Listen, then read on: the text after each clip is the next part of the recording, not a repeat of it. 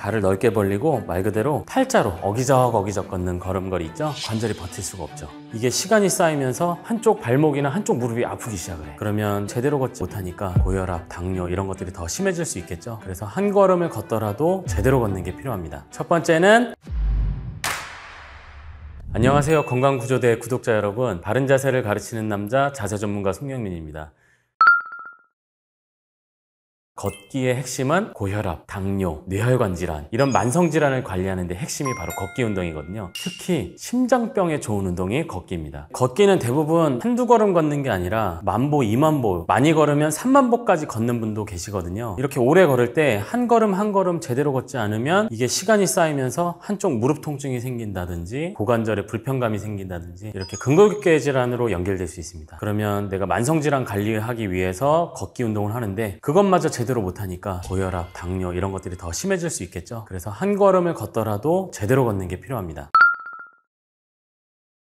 우선 서 있을 때 발의 가로 간격을 보세요. 발의 가로 간격을 보면 이게 기차 레일하고 같습니다. 발의 간격이 너무 넓으면 기차 레일이 너무 넓은 거예요. 그러면 사람이 걸을 때 중심을 잡는데 팔자걸음처럼 몸이 오른쪽 왼쪽으로 체중 이동이 심하게 일어나겠죠. 그러면 효율적으로 앞으로 나아갈 수가 없습니다. 중심 잡는데 시간과 에너지를 많이 쓰는 거예요. 이 발의 가로 간격을 보행 간격이라고 하는데, 보행 간격은 정상 걸음에서 골반보다는 좁게 그리고 서로 포개지지 않을 정도로 주먹을 세로로 하신 다음에 이 주먹이 발과 발 사이에 들어갈락 말락 할 정도로 모아서 걸으시면 되겠습니다. 자, 이렇게 걸으면 머리 흔들림도 줄어들고 몸의 흔들림도 줄어들죠. 자, 이런 식으로 골반보다는 좁게 보행 간격을 설정한다. 포개지진 않는데 이게 포개질 때가 있어요. 보행 간격은 걸음걸이가 느려지면 중심 잡는 시간 때문에 넓어져요. 그러다 걷는 속도가 빨라지고 일상 걸음 속도로 돌아오면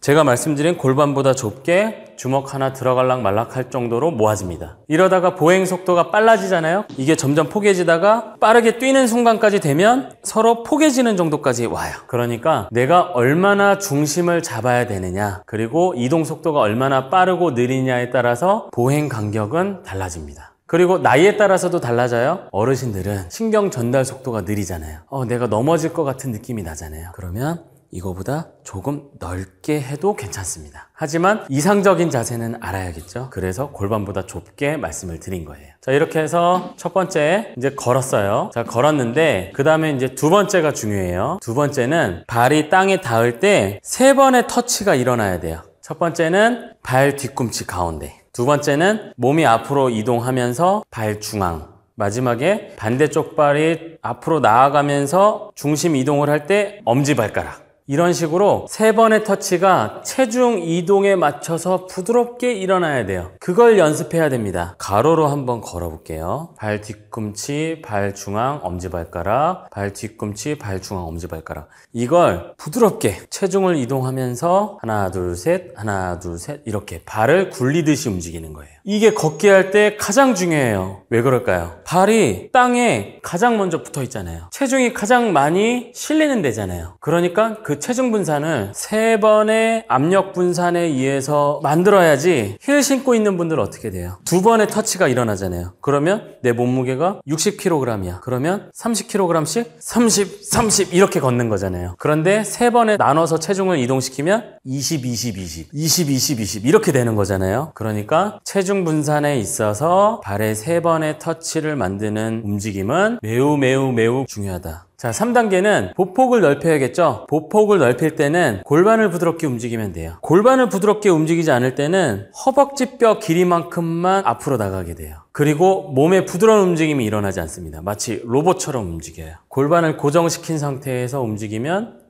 이 정도까지밖에 못 걸어요.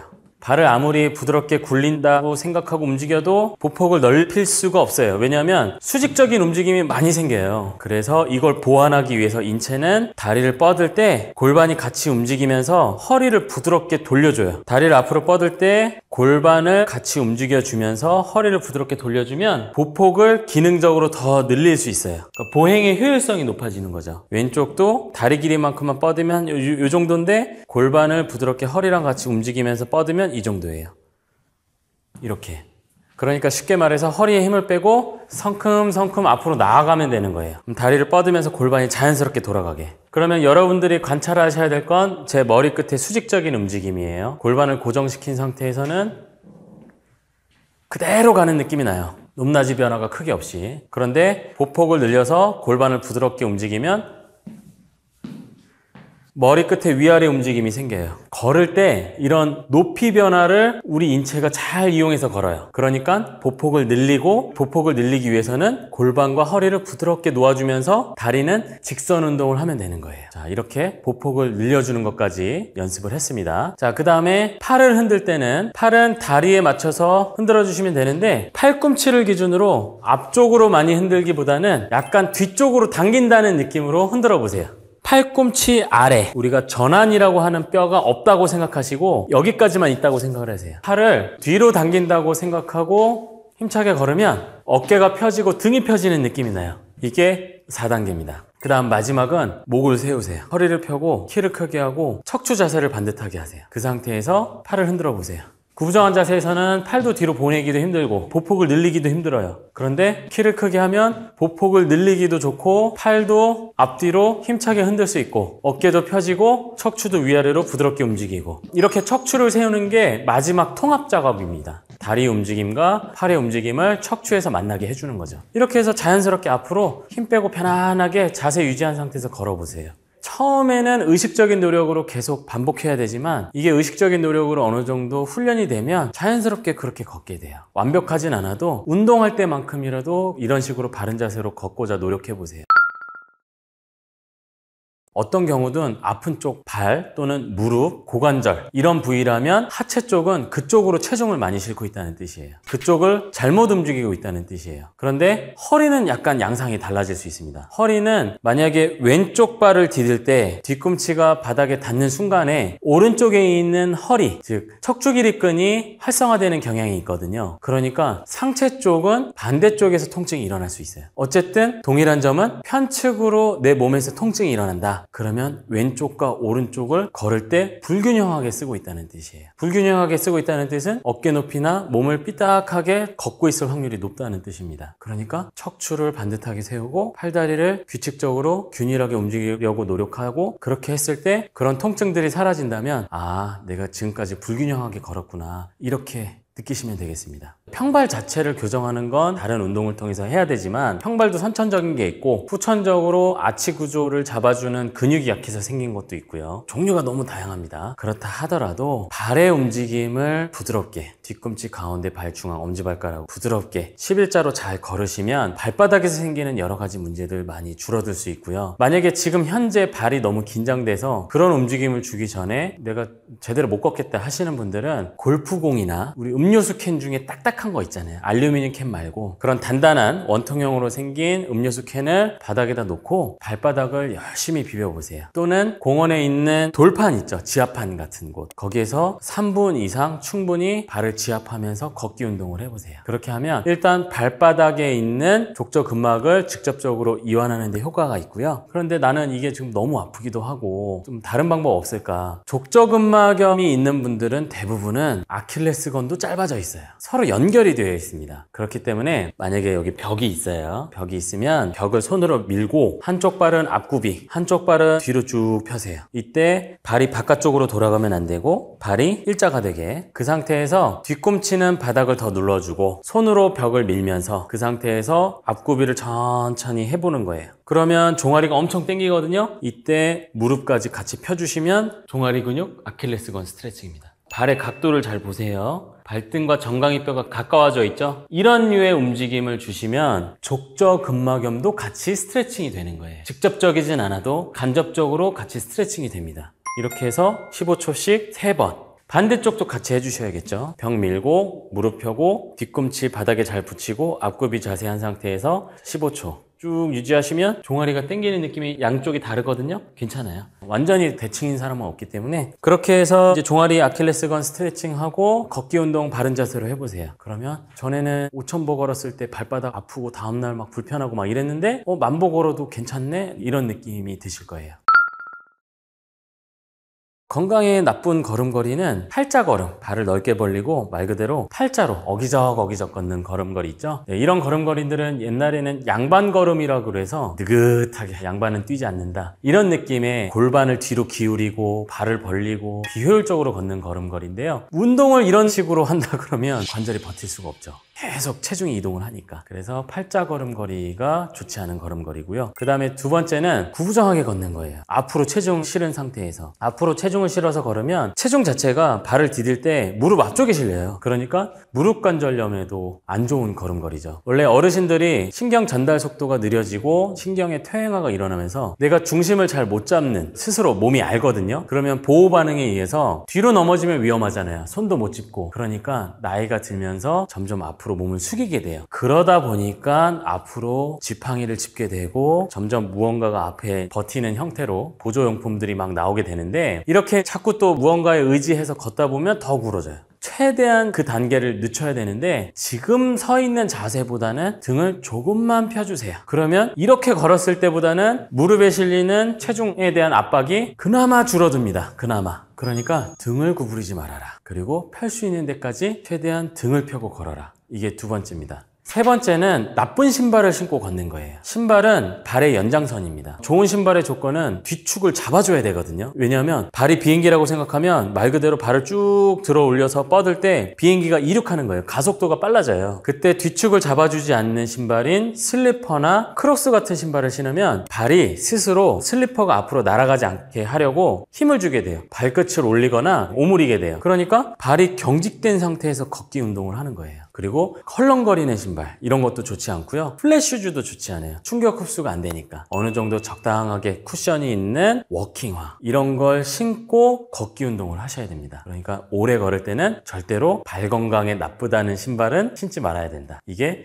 세 번째입니다. 아무리 좋은 걷기 운동도 체중 부하가 가해져요. 모든 운동이 그렇지만 내 몸을 쓰는 행위예요. 스트레스를 주죠. 그러면 관절 입장이나 근육 입장에서도 운동을 하고 얘네들을 써줬으면 충분히 회복할 시간을 줘야 돼요. 그런데 충분히 회복할 시간을 주기도 전에 또 많은 양의 운동과 또 강한 강도의 운동 자극을 주면 세포 하나하나가 회복을 아직 못한 상태에서 스트레스가 계속 누적이 돼요. 언젠가는 지쳐서 쓰러지겠죠. 세포도 퇴행화가 빨리 일어날 수 있어요. 내가 아무리 좋은 걷기 운동이라도 오늘 만보를 걸었으면 양이 적은 편은 아니거든요. 다음날은 쉬어주는 게 좋아요. 그리고 그 다음날 만보 걷기 하고 그 다음날 쉬고, 이렇게 징검다리처럼 운동을 하는 게 좋습니다.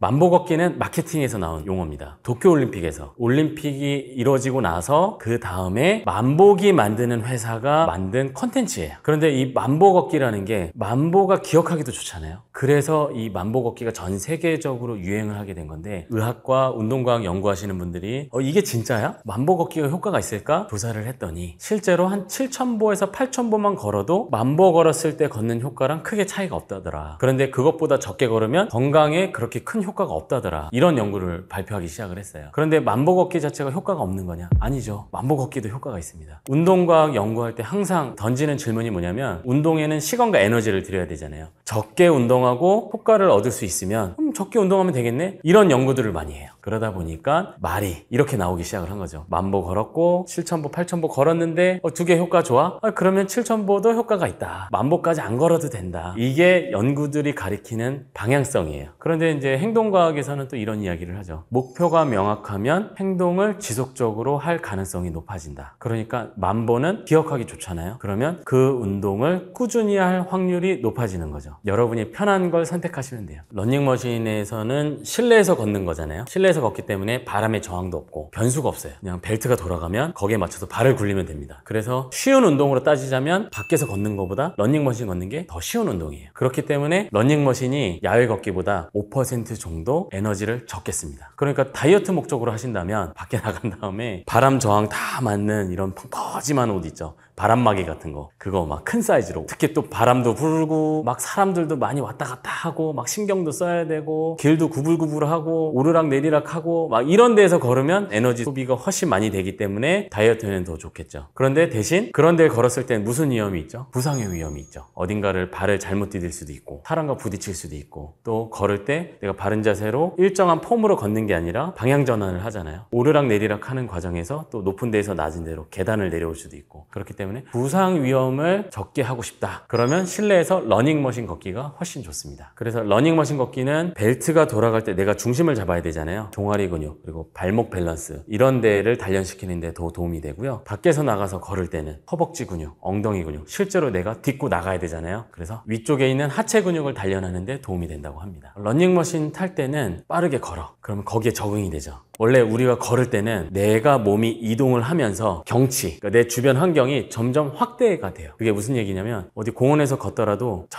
멀리 나무가 있으면 멀리 있는 나무는 작게 보이겠죠? 그런데 점점 걷다 보면은 나무가 내 쪽으로 오잖아요. 그럼 나무가 커지죠. 이걸 확장형 흐름이라고 해요. 시각 정보로 봤을 때는. 그러면 내 몸이 걷는 행위와 함께 시야가 주변 경관이 확대가 되는 흐름, 이게 하나의 경험 단위로 묶여요. 거기에 적응을 합니다. 특히 빠르게 걸을 때는 빠르게 확대가 되겠죠? 주변 경관이. 거기에 적응을 해요. 러닝머신에서는 나는 움직이는데 아무리 빨리 걸어도 공간은 그대로 있어요. 여기에 적응해요. 그 상태에서 1시간 동안 걸었어요. 이때 바로 내려와서 그대로 집에 가시다가 어지러워서 쓰러지는 분들도 있어요. 왜 그러냐면 아직도 나는 러닝머신에서 걷는 패턴에 적응되어 있어요. 우리 뇌가. 그런데 갑자기 확장형 흐름이 일어나는 거예요. 거기서 어지럼증을 느껴요. 주변이 막 확대가 되면서 이게 일치하지 않는 거예요. 뇌에서는 아니 얘 이러면 안 되는데 왜 자꾸 공간이 이렇게 넓어지지? 갑자기 이런 감각 통합을 못 시키는 겁니다. 그래서 어지러워서 갑자기 쓰러지시는 분들도 은근히 있어요. 그러니까 러닝머신에서 내가 1시간 정도 충분히 막 걷기 운동하고 땀도 송글송글 맺히게 걸었다 이러면 바로 집에 가지 마시고 일단 헬스클럽이든 어디든 잠깐 앉아 계셔야 돼요. 그래서 이 주변 환경과 러닝머신에서 내려왔을 때 그 상황에 대해서 뇌가 적응할 수 있는 시간 줘야 돼요.